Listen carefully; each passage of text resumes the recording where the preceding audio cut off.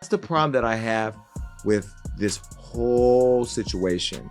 But I am going to save this conversation for Jay-Z. Jay-Z, you're watching. I know you're watching because you got people calling me. Stop having people call me. You can call me yourself. You know how to get my number. You know, you got people calling me. Call me yourself, because this right here is going to go viral. The way my job works on the internet, everybody's going to be clipping, sharing on TikTok. Watch this. You see, I think I sent you that thing with Jazz. Jazz went in when they was going at it of Jay. But you look at the Jazz now, it's like he's on eggshells now. Like something happened. Like this can stop your career or whatever you doing. This is what I try to tell dudes, yo, whatever God got for you, I don't give a damn billionaire, whoever, this, that, and the third. You can't stop it. Prince's final social media post wasn't just a warning, it felt like a countdown. The message was cryptic, but the people it targeted knew exactly what it meant. In the months leading up to his 2016 death, Prince had reportedly uncovered something disturbing, a web of manipulation and shadowy deals that stretched deep into the business empire connected to Jay-Z and Beyoncé. Those closest to him claimed he was preparing to expose what he believed was a massive deception. According to reports, Prince was getting ready to reveal how the couple's flashy business network, fronted by their streaming platform, was allegedly built on questionable deals, silenced artists, and contracts designed to outlive the very people who signed them. Just 6 days after hinting online that his fans were not safe, the man who fought more fiercely than anyone for musicians' rights was suddenly gone, leaving the world stunned and suspicious. But the story didn't stop with his death. Behind closed doors, a quiet legal battle began, and over time it only grew louder. In July 2024, the Prince estate filed explosive court documents accusing Tidal and Roc Nation of falsifying and even backdating paperwork to gain control of more than 500 of his songs. The allegation sent shockwaves through the industry and made one thing clear: whatever Prince had uncovered did not disappear with him. What those court filings describe goes far beyond a simple business dispute. It is now being labeled a full-scale criminal scheme. According to the estate, this was never about licensing or royalties, it was a calculated effort to rewrite history itself, using fake ownership records to exploit an artist's legacy while the world was still mourning his loss. The very platform that once claimed to protect musicians may have used Prince's passing as the perfect moment to seize control of his life's work. The twist cuts even deeper. Back in 2015, Prince was one of Tidal's most vocal supporters. He publicly praised Jay-Z's platform for finally showing real respect to artists. At the time, he truly believed Tidal was a safe alternative to the corporate giants that had long controlled creative freedom. He believed Jay-Z understood his mission, the same fight Prince had started decades earlier when he famously wrote "Slave" on his face to protest the record label system that trapped artists in unfair contracts. But insiders now claim that trust was slowly twisted and ultimately turned against him. At the center of this chaos sits a mysterious document known as the equity term sheet. Tidal maintains that it granted them permanent control over hundreds of Prince's recordings. But Prince's own representatives have pushed back hard, stating that the agreement was never valid. During the investigation, Phaedra Ellis-Lampkins dropped a major revelation. She told authorities that her communications with the company did not match the version of the contract Tidal later presented in court. According to the Prince estate's legal team, the document Tidal submitted wasn't just questionable, they allege it was completely fabricated and secretly backdated to July 2015, months before Prince's death, to make it appear legitimate. If that claim is proven true, it would shatter the entire foundation of Tidal's ownership argument. And it raises one chilling question: if Prince never signed those papers, then who did? Investigators believe something far bigger may be hiding behind that mystery, the shadow of a full-scale cover-up. The theory points to a desperate attempt to lock down $1 billion music catalog at any cost.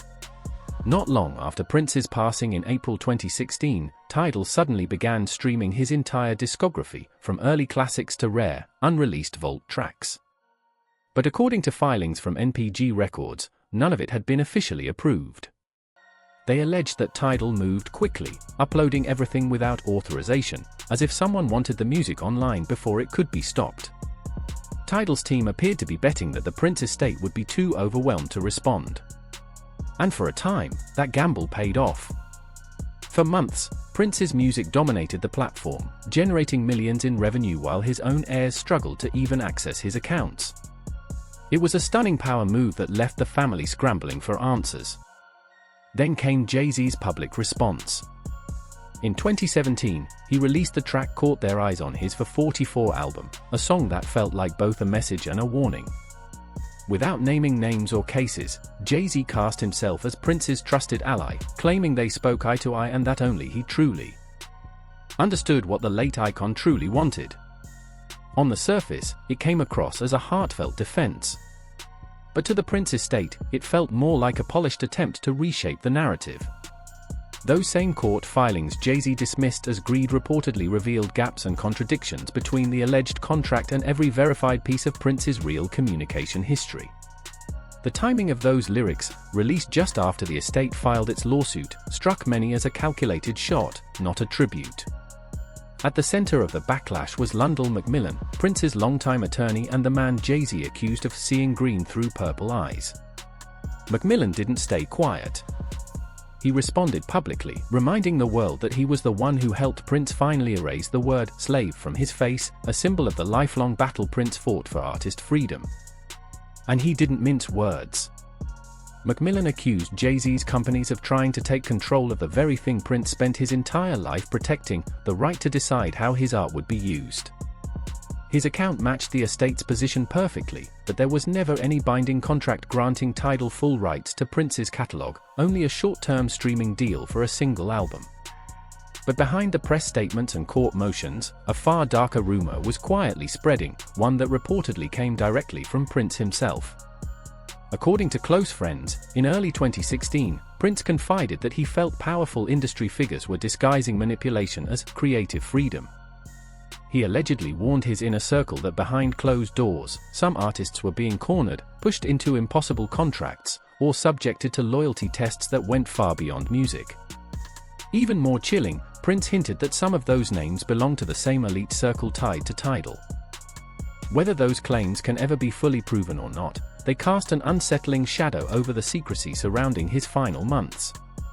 And the July 2024 lawsuit has only poured fuel on those suspicions.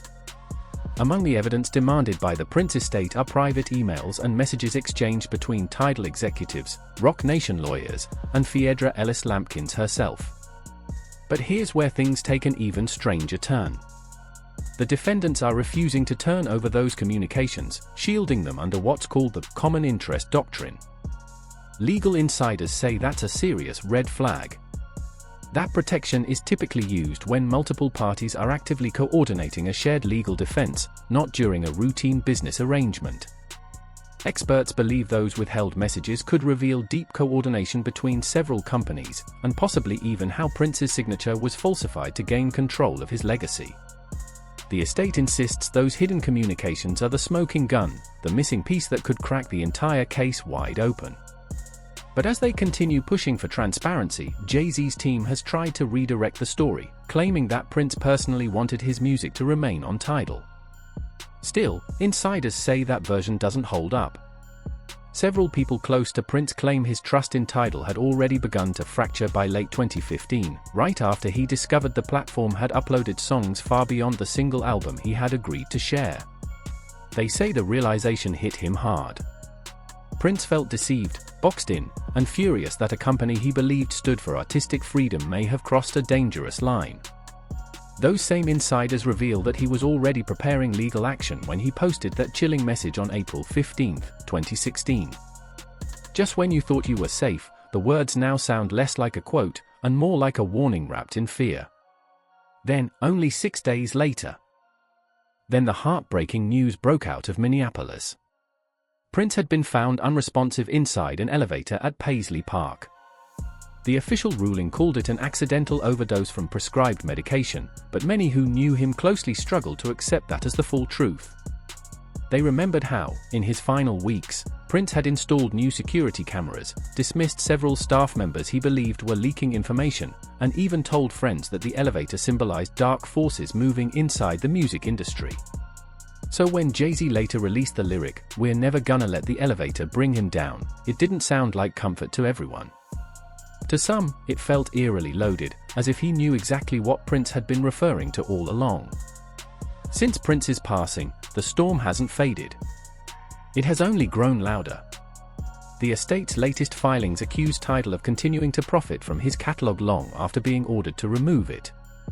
And now, new whistleblowers have stepped forward, alleging that Tidal's internal accounting systems were concealing royalty payments not only from Prince's estate, but from other artists as well. That revelation struck the industry like a lightning bolt.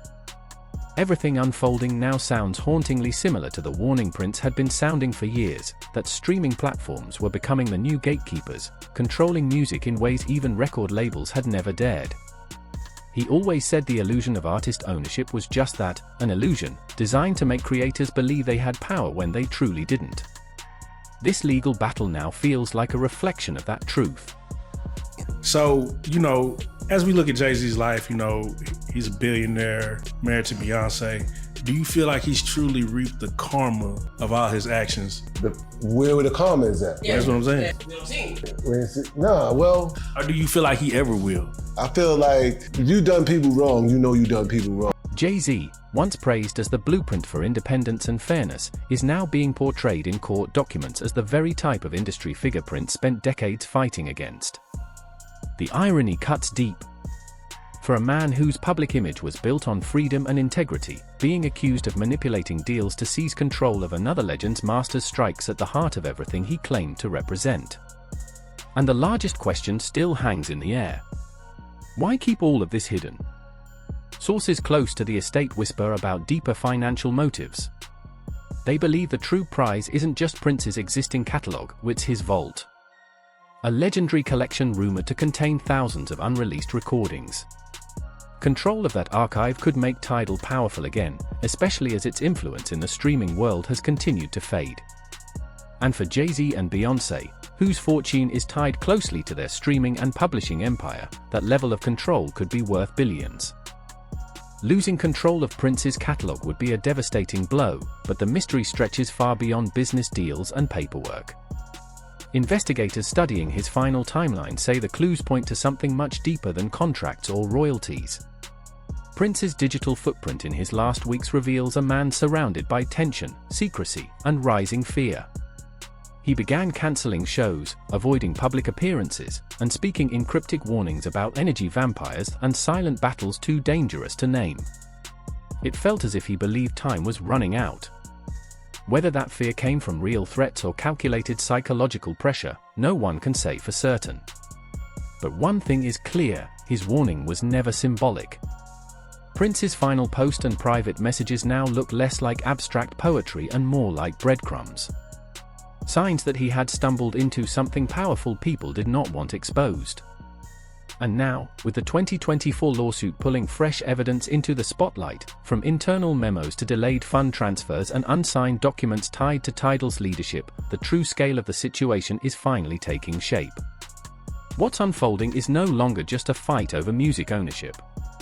It has become a high-stakes battle over legacy control, who holds the authority to shape an artist's story long after they are gone. At its core, this entire saga goes far beyond music. It is about truth itself. Prince's final message was not an attack on one company or one individual. It was a warning about what happens when genuine creative independence threatens an empire built on control and ownership. And when the connections between that message and the tragedy inside Paisley Park are traced, one haunting question refuses to disappear. Was Prince's silence the price of what he uncovered, or the beginning of a reckoning that is still unfolding today? His death didn't just steal his voice. It erased evidence and left power in the hands of those who appeared to benefit the most. The very people he was examining ended up shielded behind legal barriers that seemed designed to keep the truth buried. Not long after his passing, Jay-Z's legal team quietly invoked the Common Interest Doctrine, a strategic move that granted them the right to withhold internal emails shared between Tidal, Roc Nation, and Prince's former associate, Phaedra Ellis-Lampkins. On paper, on the surface, it looked like a routine legal maneuver. But behind closed doors, it quickly became a fortress, a wall built to protect whoever created or approved the suspicious contracts the estate now claims were forged. And the strategy worked almost too well. Those communications, the very ones that could have exposed who falsified the paperwork, vanished behind layers of confidentiality. To this day, no one outside Jay-Z's inner circle has seen them. The silence surrounding those files feels louder than ever, leaving the public to wonder just how deep this story really runs. The common interest doctrine was originally designed to protect co-defendants working together on a shared legal defense.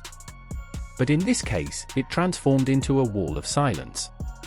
What was meant to be a shield became a locked fortress, keeping critical evidence out of reach of the very people searching for the truth. Industry insiders quietly suggest that those hidden emails could have revealed who truly drafted the mysterious equity term sheet, the same document now accused of being forged to transfer control of Prince's catalog.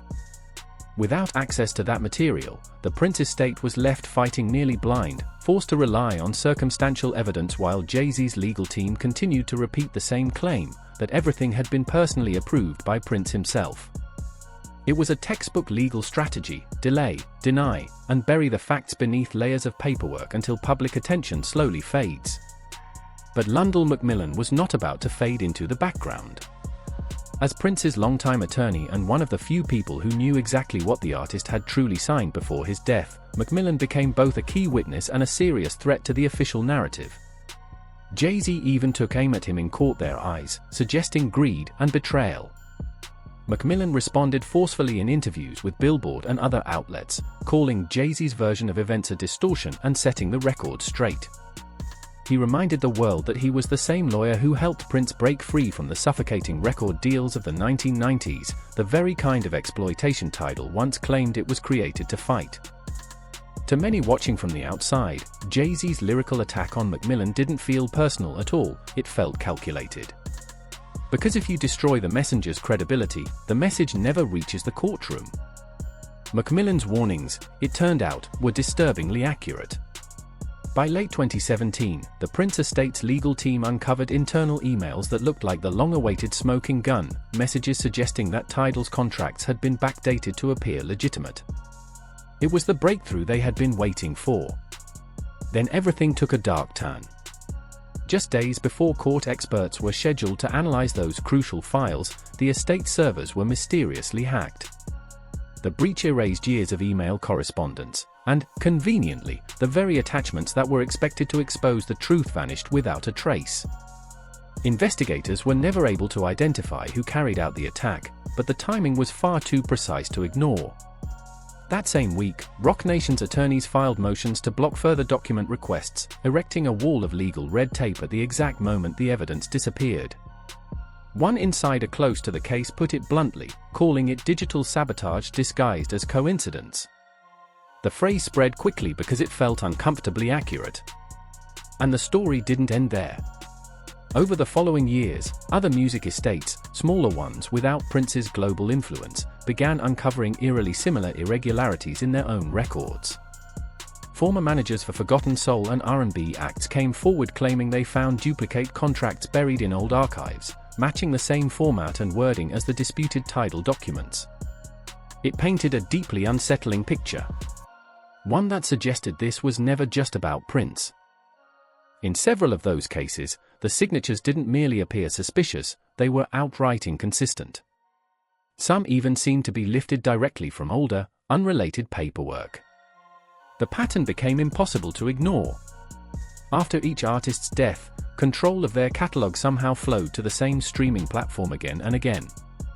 Behind the polished branding of exclusivity and artist empowerment, a far darker reality appeared to be taking shape. Insiders claim Tidal wasn't simply fighting over Prince, it was refining a system. The alleged strategy was ruthless in its simplicity: secure rights to the music of deceased or inactive artists, then claim the contracts were finalized while they were still alive. On paper it looked legitimate. In practice, priceless catalogs became digital gold mines locked under corporate control.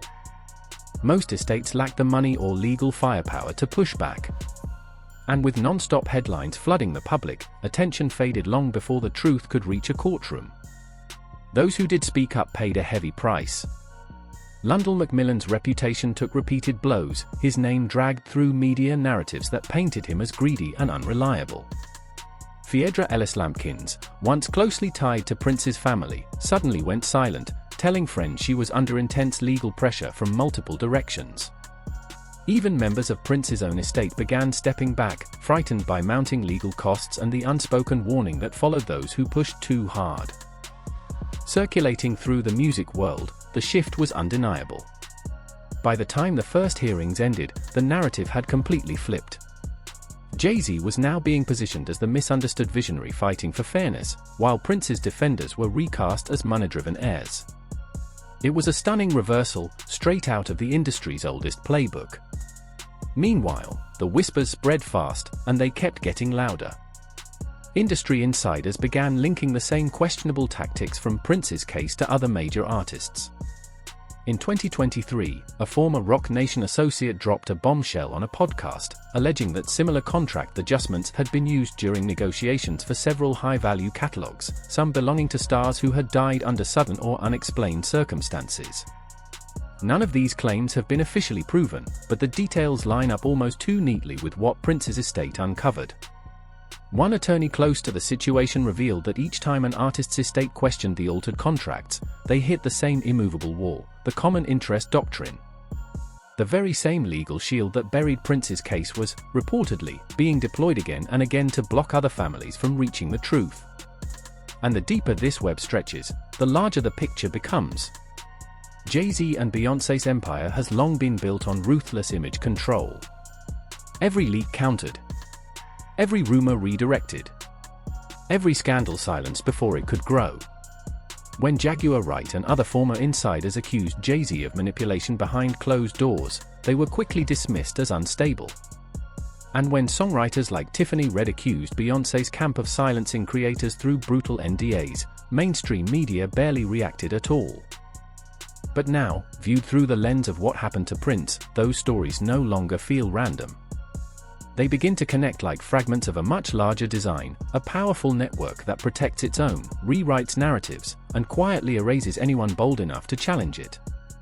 We've seen how the missing evidence, the vanished emails, and the sudden silence of key witnesses all tie together.